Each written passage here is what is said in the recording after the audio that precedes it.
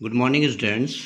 Today I will teach you microspore or pollen grain, germination of pollen grain and fertilization, लघु बीजाणु अथवा परागकण। इससे पहले हमने माइक्रोस्पोरोजेनेसिस और मेगास्पोरोजेनेसिस के बारे में पढ़ा। अब हम पढ़ेंगे जो माइक्रोस्पोरोजेनेसिस से लघु बीजाणु प्राप्त होता है या माइक्रोस्पोर जिसको बोलते हैं, पोलन ग्रेन भी उसको बोला जाता है, परागकण उसको कहते हैं। वो जो प्राप्त होता है वो बनता है जो पराग कोश में। जब पराग कोश परिपक्व हो जाता है तो वो पराग कोश फट जाता है और फटने के पश्चात जो है उससे पोलन ग्रेन्स स्प्रेड हो जाते हैं, जो है वो निकल जाते हैं। जो पोलन ग्रेन होता है उसकी जो स्ट्रक्चर होता है वो इस प्रकार से होता है। ये बाहर से इसमें जो है डबल लेयर्ड मेम्ब्रेन होती है। सबसे बाहरी जो मेम्ब्रेन होती है वो थोड़ा सा रफ होती है जिसको एक्साइन बोला जाता है, वाहिचोल बोला जाता है। अंदर वाली थोड़ा सॉफ्ट होती है, उसको इंटाइन या अंतःचोल उसको कहा जाता है। इसके ठीक बीचों बीच एक न्यूक्लियस केंद्रक पाया जाता है और केंद्रक के चारों ओर साइटोप्लाज्म कोशिका द्रव्य इसमें भरा जाता है। इसके किसी एक कोने पर जो है जर्मपोर पाया जाता है। इस जर्मपोर का बहुत ही इसके लिए महत्व होता है। जब परागकण का अंकुरण होता है तो इसी जर्मपोर से परागकण जो है अंकुरित होता है। अब परागकण का अंकुरण कैसे होता है? जब परागकण परागण की क्रिया के फलस्वरूप वर्तिकाग्र पर पहुंचता है। वर्तिकाग्र के अंदर एक स्वाभाविक प्रक्रिया होती है कि वो किसी अन्य पौधे के या किसी अन्य प्रजाति के या ऐसे परागकणों को स्वीकार नहीं करता है जो अंकुरण के लायक नहीं होते हैं। वो केवल अपनी ही प्रजाति के या अपने ही आनुवंशिक रूप से जो आइडेंटिकल होते हैं उनको स्वीकार करता है। ये जो हेल्दी परागकण होते हैं उनको स्वीकार करता है। जैसे परागकण वर्तिकाग्र पर पहुंचते हैं उसके अंदर एक स्वाभाविक क्रिया होती है जिसके फलस्वरूप मैलिक अम्ल और शर्करा, शुगर और मैलिक एसिड का एक मिक्सचर जो है उससे स्रावित होता है, जिसको कि परागकण अवशोषित करता है और अवशोषित करने के पश्चात वो फूल जाता है।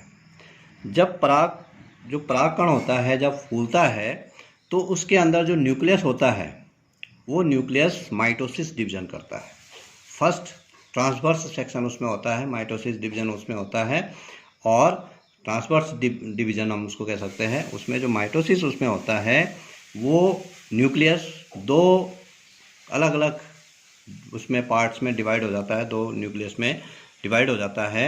ये एक कहलाता है ट्यूब न्यूक्लियस और दूसरा कहलाता है जनरेटिव, जिसको जो है जनरेटिव सेल्स बोला जाता है या जनरेटिव न्यूक्लियस भी हम उसको कह सकते हैं। तो इस प्रकार से दो न्यूक्लियस उससे बन जाते हैं। अब अगला जो होता है, ये जो जनरेटिव न्यूक्लियस होता है और ट्यूब न्यूक्लियस होता है, ट्यूब न्यूक्लियस से पोलन ट्यूब का निर्माण होता है। इस प्रकार से जर्मपोर से, यहाँ पर जर्मपोर है, जर्मपोर से पोलन ट्यूब जर्मिनेट होती है।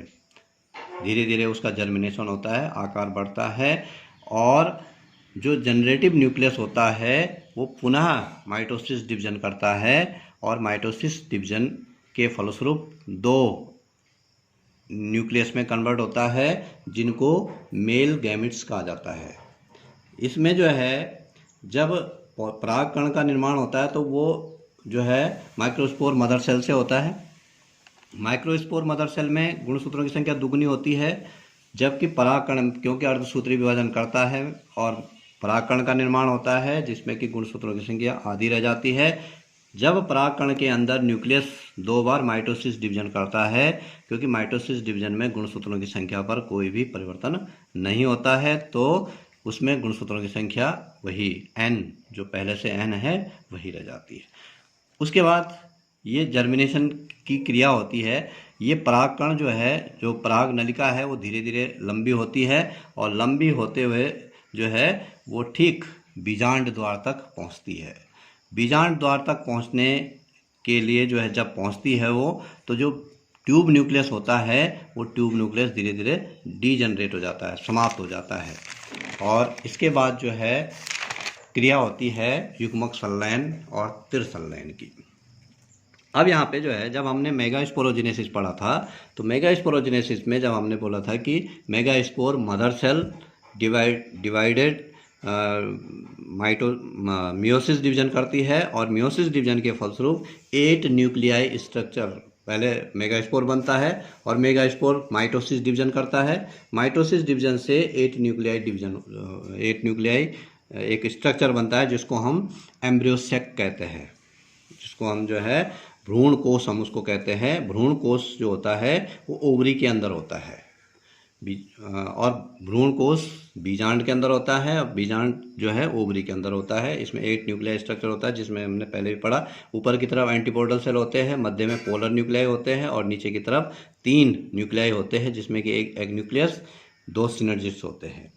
अब जो परागकण का जो जर्मिनेशन होता है, पराग नलिका जो है वो इस जो वर्तिका होती है, वर्तिका से होते हुए और बीजांड द्वार तक पहुंचती है। जब बीजांड द्वार में वो पहुंच जाती है तो पराग नलिका बीजांड के अंदर प्रवेश करती है।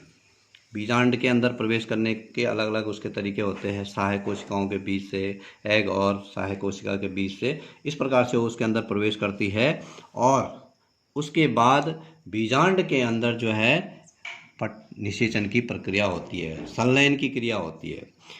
जो पराग नलिका है उसमें 2 मेल गैमेट्स बन चुके हैं। उन मेल गैमेट्स में से एक नर युग्मक, एक मेल गैमेट जो है वो अंड कोशिका जो कि सिनर्जिस्ट के साथ होती है, अंड कोशिका उसके साथ संलयन करता है। मेल गैमेट में भी गुणसूत्रों की संख्या n हैप्लॉइड और अंड कोशिका में भी गुणसूत्रों की संख्या n हैप्लॉइड।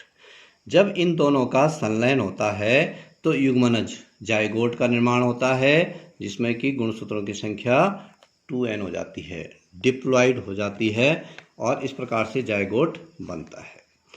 जब इसका निर्माण होता है तो इसको युग्मक संलयन या ट्रू फर्टिलाइजेशन इसको बोला जाता है, जो कि एक मेल गैमेट और एक एग न्यूक्लियस के बीच में होता है जिससे कि जाइगोट बनता है। उसको युग्मक संलयन या सिनगैमी भी उसको कहते हैं या ट्रू फर्टिलाइजेशन भी उसको कहा जाता है। दूसरा नर युग्मक, 2 नर युग्मक होते हैं पराग नलिका में। दूसरा नर युग्मक जो होता है n सेकेंड मेल गैमेट, वो अब मध्य में जाता है, बीजांड के ठीक बीचों बीच जाता है और वहाँ जो है ये जो बीचों बीच पोलर न्यूक्लियाई है, इस पोलर न्यूक्लियाई के साथ जो है ध्रुवीय केंद्रक इसको बोला जाता है, उसके साथ संलयन की क्रिया करता है। ये जो पोलर न्यूक्लियाई है इसमें गुणसूत्रों की संख्या 2n है, डिप्लॉइड है ये पहले से ही। और जो दूसरा नर युग्मक है उसमें गुणसूत्रों की संख्या n है, हैप्लॉइड। जब इन दोनों का संलयन होता है, फ्यूजन होता है, तो उससे एक जो है ट्रिपल n स्ट्रक्चर बनता है जिसमें कि गुणसूत्रों की संख्या 3n होती है, 3 गुनी होती है। उस संरचना का निर्माण होता है और उस संरचना को कहा जाता है भ्रूण पोष, एंडोस्पर्म उसको बोला जाता है।